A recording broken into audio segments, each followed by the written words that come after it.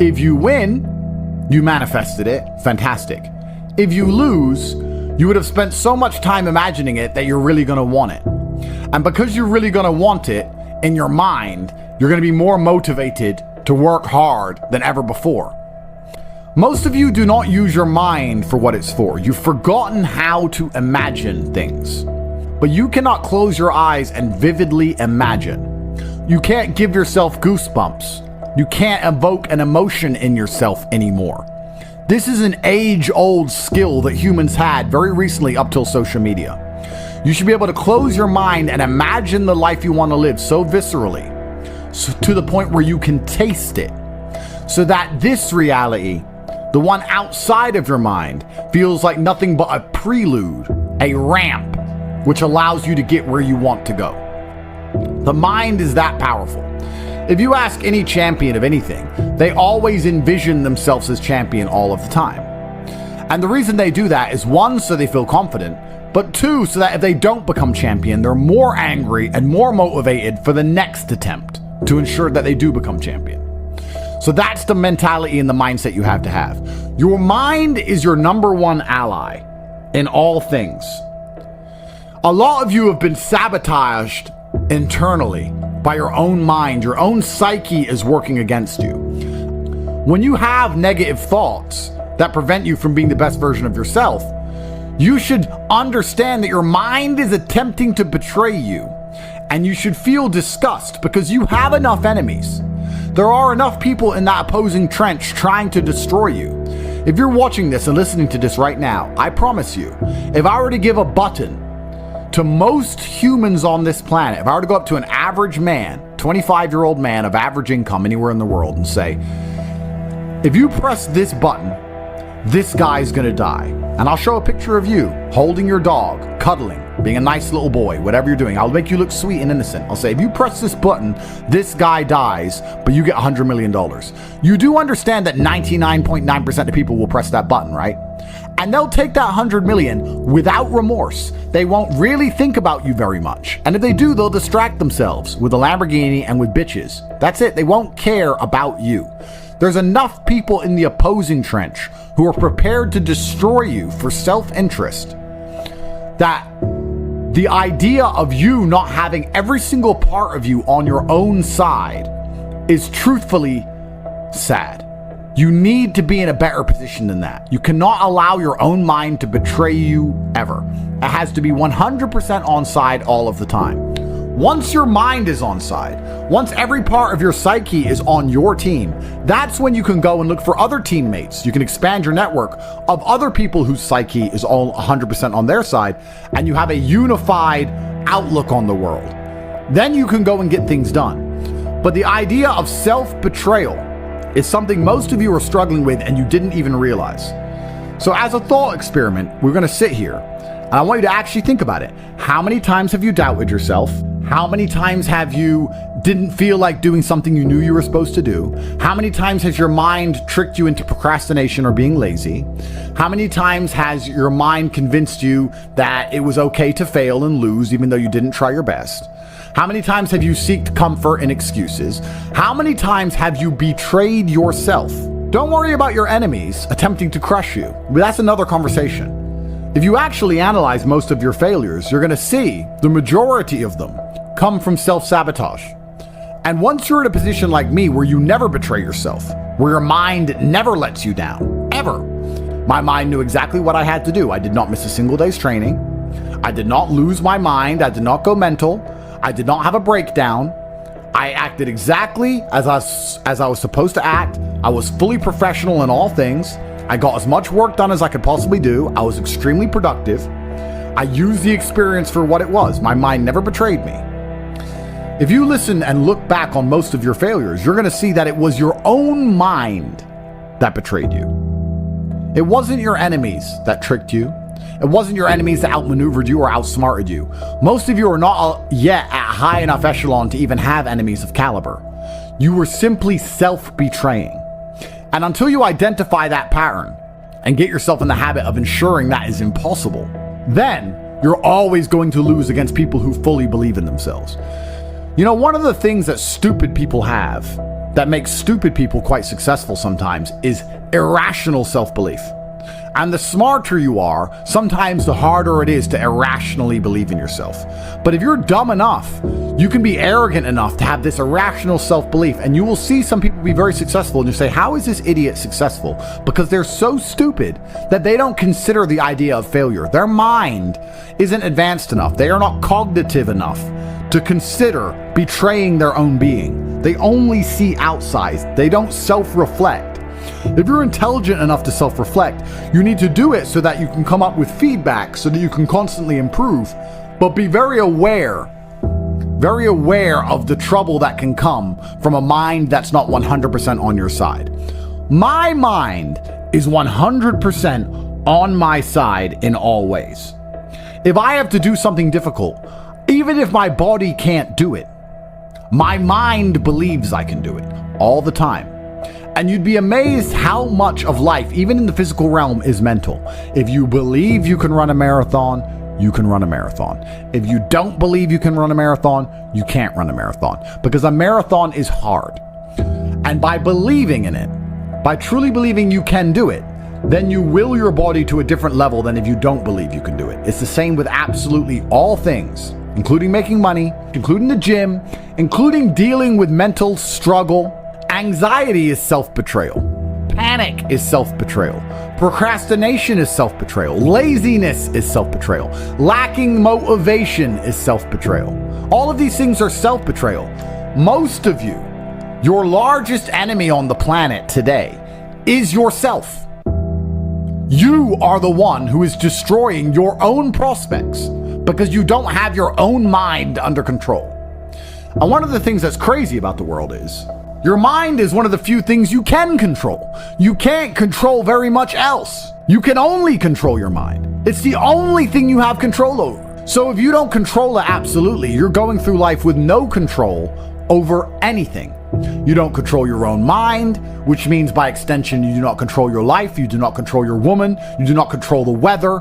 You don't control nothing. You're just an empty vessel going through life with zero control over anything. You can control, once your mind's in check, your reaction and attitude to things. When you're in the trenches, there's people who give up, there's people who quit, there's people who sow FUD, there's people who feel sorry for themselves, there's people who want an easy way out, and there's other people who say, listen, this is a test, and the only way we're gonna get this done is to be irrationally positive all of the time. He's like, well, what can I do about the price of Bitcoin? Perhaps nothing. But the universe may reward you karmically if you at least try to do something positive. Go for a walk, go for a run, burn some calories. Why don't you go down to the nearest grocery store and buy the old lady's groceries? How about that? You're unhappy that Bitcoin's gone down. Fine. What I recommend you do, although you may not understand this because you don't see them as linked, but karmically, all things are linked inside of this universe. Go down to the local grocery store and buy some groceries for an old lady. That's what you should do to fix the Bitcoin price. Now, will that genuinely affect the Bitcoin price? I don't know. It's amazing how this world works. Perhaps in some strange version of events, that slight delay in her thanking you and her getting in the car ends up leading to an increase in the Bitcoin price. But even if it doesn't, perhaps you'll learn something about not being so attached to money. Perhaps you'll feel grateful and understand you have a lot more spare money than you thought in the first place. Perhaps your attitude to the world will change, which will allow you to be more open-minded so that you can approach opportunities in a different way so that you make more money later on. Karmically, it's impossible for us to tangibly link how that positive action will lead into something else positive in your life later on. We just have to have faith that it will, because it will. So when I said this to this guy, he's like, LOL. That's his reply. He replied LOL when I said he should go buy groceries for somebody. And he doesn't understand the world. And I thought, well, why don't I go speak to thousands of people and talk positive then? Not to save him, but just to put my money where my mouth is. Just to prove that you can just do something good. And if you just do something good, it is better than doing nothing. Rain dances work. If you need it to rain, you shouldn't sit and pray. You shouldn't sit and hope. You shouldn't sit and complain that it's not raining. You shouldn't sit and wait. You should rain dance. Does a rain dance make clouds appear? No, but you should take action. Perhaps your rain dance, although it will not make clouds appear, will be viewed by a tribe high on the mountain far away, and they'll look down seeing you rain dance and realize that you need water. And then maybe Providence and luck will have this tribesman appear with big barrels of water saying, we think you might need water and we have some spare. If you didn't rain dance, they wouldn't know. They just see you sitting around being a mopey dipshit, crying his eyes out. That's why it's so important to take action in all things. Action solves all. Raw action is the answer. Raw action solves all. It is a mindset. So this dipshit complaining about this crypto price, he's not prepared to rain dance. He's not prepared to help a granny with her groceries. He's not prepared to do anything. God does not reward men that way. God rewards men who attack the world. You have to go and get things. You have to show that you deserve them. Even in mating, men go get the woman. Men go get money. Men go take land. Men go. We go and happen to the world. The world doesn't happen to us. What did we say earlier about if you try your absolute best, you can always find the W even in the L? I tried my absolute best, so I win. Raw action solves all. If you had that kind of attitude, you wouldn't be looking at a crypto price and sitting there praying and hoping like a dork. You'd be doing something about it. Oh, I need your help. Do you? I don't even see you trying. And that's how God views things. That's how, in fact, most wealthy people view things. I haven't seen you do anything that warrants me giving you a second of my help. People feel like rich people are horrible because we don't help the normies. Even if you try and help normies, most of them are beyond help because they are self-sabotaging and lazy. You have to at least show to the people who are important in the world that you're not those things in the beginning if you ever want to be taken seriously, at least. That's one of the first things you can do. But I want to see that you give a shit. I only want to give money to people who know how to rain dance. I only want to give money to people who sit and believe that the rain dance is the answer. I like rain dancers. I like people who sit and say, I don't know what to do, so I'm going to do something. I don't know what to do, so I'm going to just do something positive. I don't know how to make Bitcoin go up. I'm going to buy an old lady groceries. I don't know what to do, but inaction in and of itself is an action. And men of honor do not allow the universe to decide for them. They decide their fate. And you decide your fate with hard work and vigor in all things. In fact, I would argue that a lot of you probably heard about Bitcoin in 2007 or 2009 or 2011, whenever. But you were so uninterested in doing your due diligence, so uninterested in being proactive that you just ignored it. You probably don't even remember being told about it because you didn't give a shit. Yeah. And then you have the gall and audacity to sit here and say, if someone told me about Bitcoin back then, I'd be rich. No, you wouldn't. If you're the kind of person who would have got rich from Bitcoin back then, you're the kind of person who can get rich right now by taking action, by paying attention. If you're refusing to do the right things now, you would have never done the right thing. And retrospectively identifying your failures and identifying how many right things you've missed out on is actually a form of hard cope. Oh no, I just don't have the chances. You've had chances and wasted them. And you have another chance right now to do your rain dance. You have a chance. You're sitting here right now during a chance. You have a chance from God because you're breathing. You have a chance right now to get things done. Now you can retrospectively look back on this period of time and go, oh yeah, I was young and energetic, but I wasted it. But if someone had just told me to try hard at this, I would have been. I'm telling you right now, I'm telling you about Bitcoin in 2009, but you're not going to do anything. It's almost impressive how difficult it is to make the average person move. The average person is a statue getting shit on by the pigeons, and they'd rather just sit there covered in shit than move. It's very hard to inspire people to take initiative to save themselves. It's incredible. Why? when they know that it's going to work. Some people are just born to lose. These are people who are betrayed by their own mind and can't be influenced even from the external because their own mind betrays them. There's a devil on their shoulder constantly holding them back. When you watch old kung fu movies and you see a master and he has chi, I totally understand the danger of a man with endless chi, endless internal power that he can convert into anything he wants it to be, whether it be mental fortitude at the time, physical fortitude, whether he can exert it as an attack. Chi is a super real thing, and it's self-generated. It is a decision. I want you to understand how my mind works. My core principle is endless work, endless attack. That is how you win in the end.